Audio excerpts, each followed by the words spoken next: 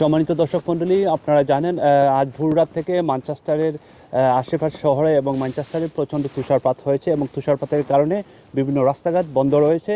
Manchester এয়ারপোর্টের runway বন্ধ রয়েছে, এখান থেকে কোনো বিমান ওঠানামা করছে না এবং ম্যানচেস্টার লিভারপুলের ফুটবল ম্যাচ রয়েছে, তা হয়তো তুষারপাতের কারণে পরিত্যক্ত হতে পারে। ম্যানচেস্টারে দুটি আম্বার সতর্কতা সংকেত জারি করা হয়েছিল এবং বলা হয়েছিল যে আগামীতে হয়তোবা তুষারপাত আরও ভারী হয়ে যেতে পারে এবং রাস্তাঘাট বন্ধ থাকতে পারে। আমি এক্ষুনি আপনাদেরকে বিভিন্ন এলাকার যে চিত্র, তুষারপাতে মানুষজনের অবস্থা এবং রাস্তাঘাটের অবস্থা আপনাদের সামনে তুলে ধরছি।